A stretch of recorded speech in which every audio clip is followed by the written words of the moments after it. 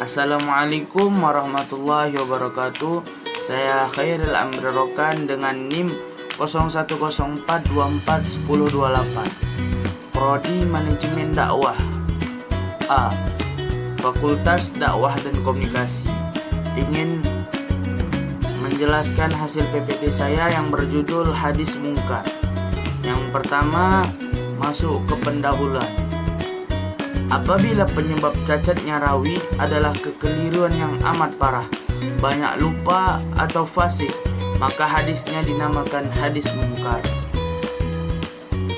Dan lanjut masuk ke definisi. A. Menurut bahasa, merupakan isim maf'ul dari kata al-inkar, lawan kata al-iqrar atau sepakat. B. Menurut istilah, para ulama membuat definisi hadis mungkar macam-macam, tetapi yang terkenal ada dua.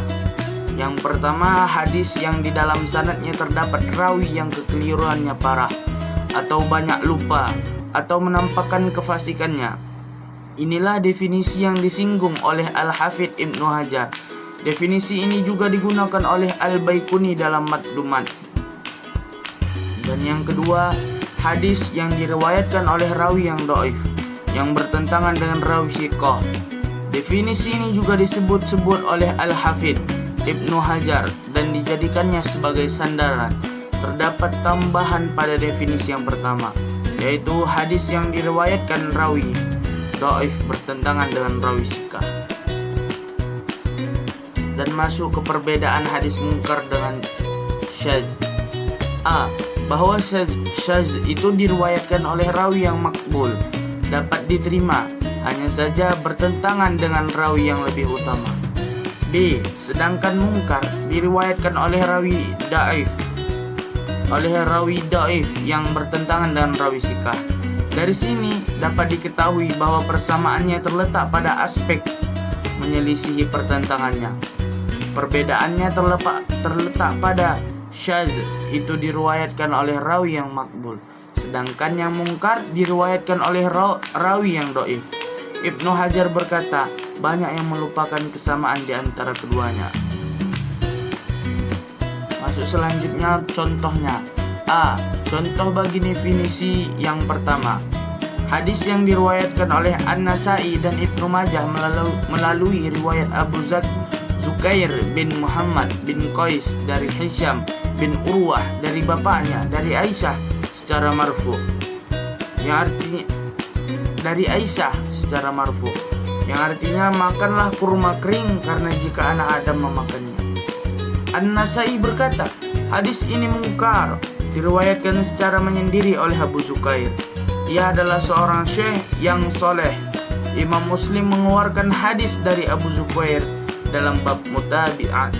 Selain itu, ia tidak menyampaikan kepada orang yang disangka menyendiri.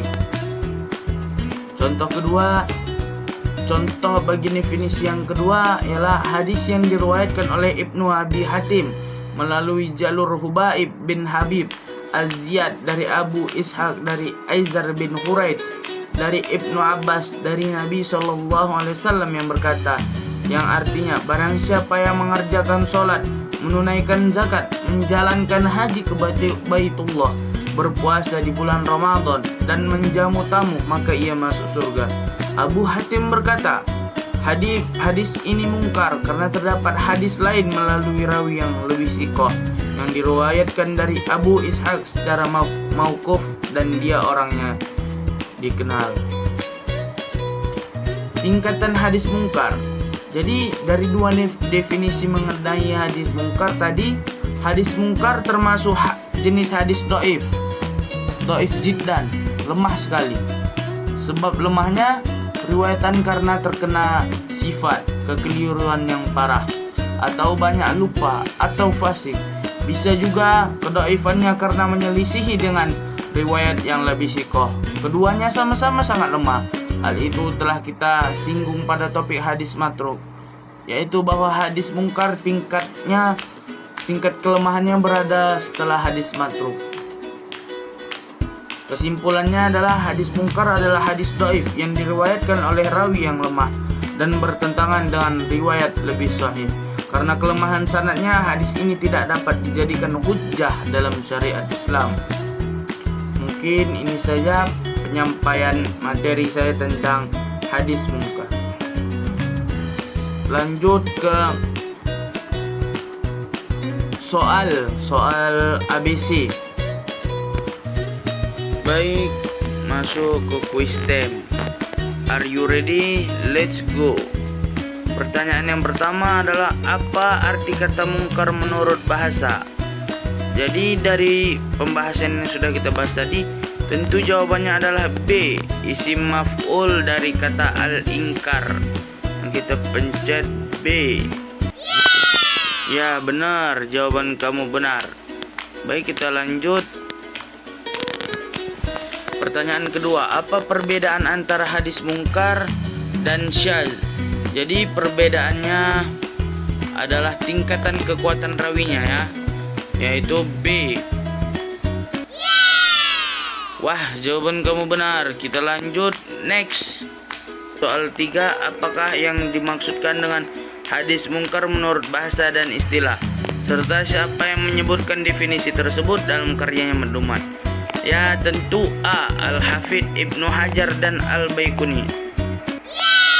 Ya, jawaban kamu benar. Baik, kita lanjut next. Pertanyaan keempat, mengapa hadis mungkar dikategorikan sebagai hadis dhaif jiddan menurut Abu Hatim, dan apa yang menyebabkan kelemahan periwayatannya? Ya, tentu dari pembahasan tadi, yaitu yang sudah kita bahas, adalah B, karena rawi yang lemah dan terkena sifat kekeliruan yang parah. Ya, tentu kita jawab B. Baik, soal kelima, next. Pertanyaan kelima adalah pertanyaan yang terakhir. Apa tingkatan hadis mungkar? Tingkatannya itu adalah hadis dhaif jiddan. Jadi karena kita ingin melihat jawaban yang ketika kita pencet salah, apa yang keluar, maka kita jawab C, hadis dhaif. Ya, keluar ya, jawaban kamu salah. Dan ada orang yang sangat kepusingan di situ ya. Karena jawabannya salah, kita harus kembali menjawab jawaban yang benar. Back. Jawaban yang benar adalah hadis dhaif jiddan, yaitu D. Wah, jawaban kamu benar. Next. Jadi sekian kuisis PPT saya. Apabila ada salah dan kekurangan, saya mohon maaf, dan kepada Allah saya memohon ampun. Berdebur rombak, berdebur memecah pantai. Bersyukur kita bersyukur karena PPT sudah selesai. Assalamualaikum warahmatullahi wabarakatuh.